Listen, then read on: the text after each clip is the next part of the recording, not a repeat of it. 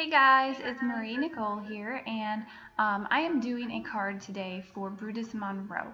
Now, I went onto their website and they have a digital section where you can download some digital cut files, and that's what I'm using here. You can see these popsicle sticks. I cut them twice, once out of regular white cardstock and once out of some patterned cardstock. And you'll see why I did that here in a minute. I'm just showing you that I cut down a piece of watercolor paper just slightly smaller than my card base, but I'm setting those aside because I'm going to start with my popsicle sticks. Now I'm taking those white popsicle sticks and I'm just going to add some distress ink to the bottom part, the actual sticks of the popsicles.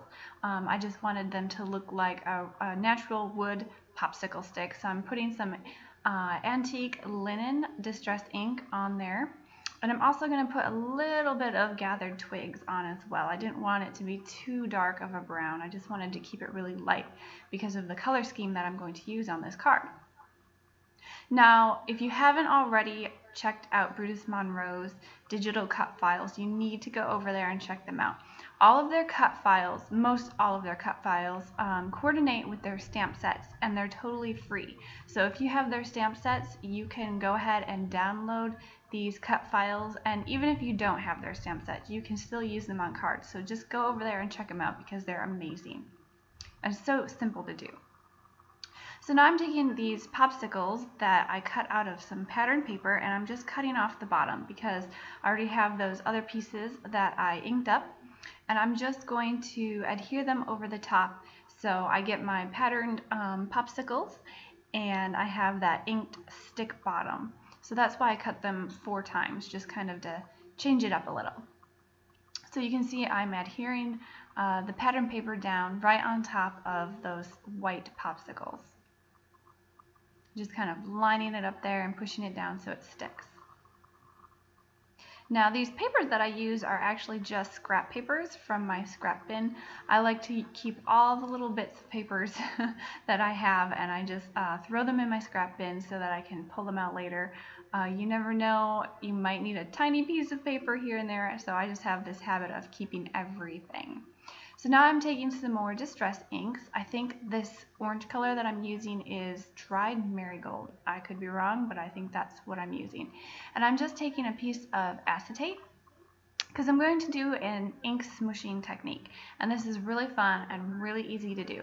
So I just put some ink down onto my craft mat. I'm using this little mister bottle and I'm just squirting some water onto my ink to kind of get it watery so it will spread, and I'm going to pick it up with my acetate and just smoosh it onto my watercolor paper, and that's why it's called ink smooshing. And it's really fun. It's a little bit messy, not too bad, but you can just kind of smoosh your ink around, get some really fun designs on the backgrounds there, and every card you do, even if you use the same format for these cards, everyone's going to look different because of this ink smooshing technique. So it was really fun to play around with. You can change up the colors to make it a more masculine card or a more feminine card depending on who you want to give it to, but it's just fun to do. So in between each of these colors that I'm using, I did hit the ink on the watercolor paper with my heat tool just so that it would dry, and then I can layer on more colors. So this color here that I'm using is, I can't even remember, but I'll try to have it in the description in my post. So I'm just kind of smooshing it on here. It's a darker orange than the first orange that I used. I just wanted to get several different colors to kind of get some more dimension of colors on my background, and I just really love how it turned out. So here I am again hitting it with my heat tool, just drying up those colors in between, and now I wanted a sort of a lighter yellow color just to give it a little bit more variation. So it wouldn't just be plain orange. And so I'm just doing the very same thing again. I'm just mixing it with a little bit of water, picking it up with my little piece of acetate and just smooshing it on there. So it's just really fun to do, playing around with all your colors and your inks. So definitely go ahead and try this technique if you haven't already. I'm just trying to fill in some spots there in the background that I think needs a little bit more color. I definitely wanted to keep more of the color down in that right hand corner because that's where I'm going to be putting my popsicle sticks, and I wanted to keep this card pretty bright and white, lots of clean space, because I like that clean and simple look of cards. I just think if you have a nice focal point like the popsicle sticks and a fun background, it really makes a nice looking card.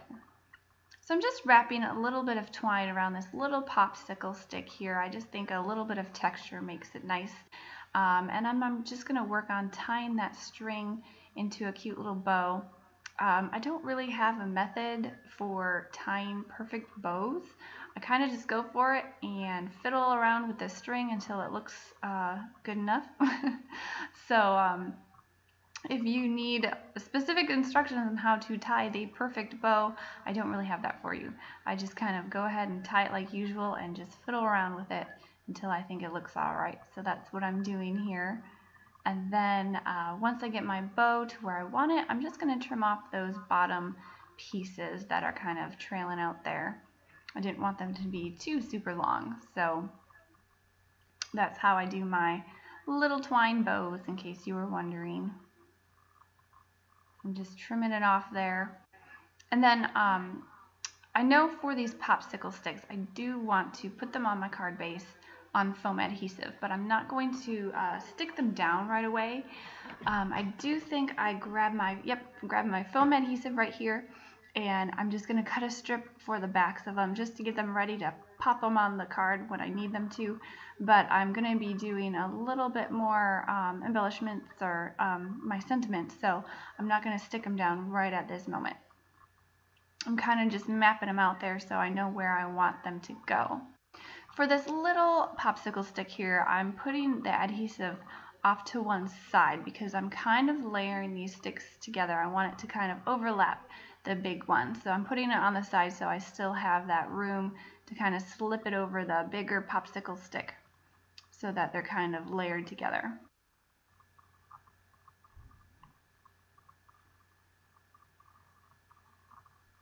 So I decided I really am liking how it's looking, and I wanted to put a sentiment on there.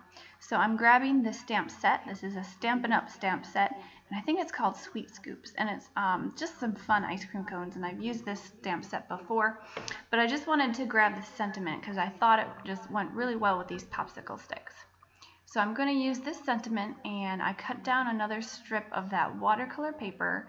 It's a really heavy paper, and it won't bend easily, so I wanted to use it for this little strip.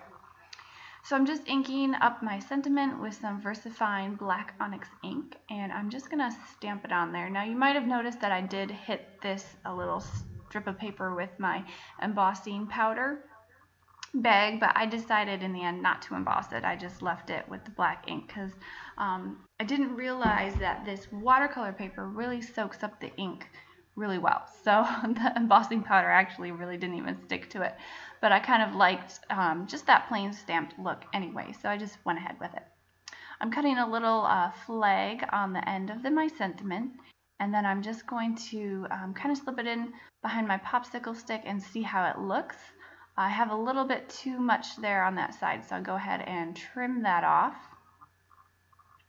And then I'm just going to adhere it behind my popsicle sticks using my tape runner adhesive, and then on the side where it's sticking out there, I did put a few little pieces of foam adhesive behind it just to kind of help stabilize it a little bit more. So now I'm finally peeling off that backing to that adhesive, and I get to stick down my popsicle sticks on the front of this card base here. And my card is coming together. It's really simple. The most fun part of this card, I guess, would be the ink smooshing, and I really enjoyed it. So I'll probably be doing some more of that technique in the future. I kind of sometimes get stuck on a technique that I pick up here and there for a while before I move on to something else.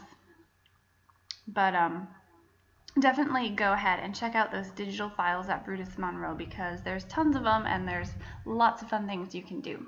So I'm just adhering this little panel down to my card base, and I just used my ATG to do that.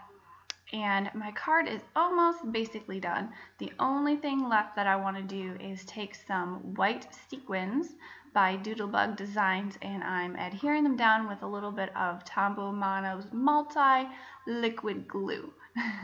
Say that one 3 times fast. But anyway, I really like these little sequins by Doodlebug. I put them on almost everything because I just like the little shine that it gives it.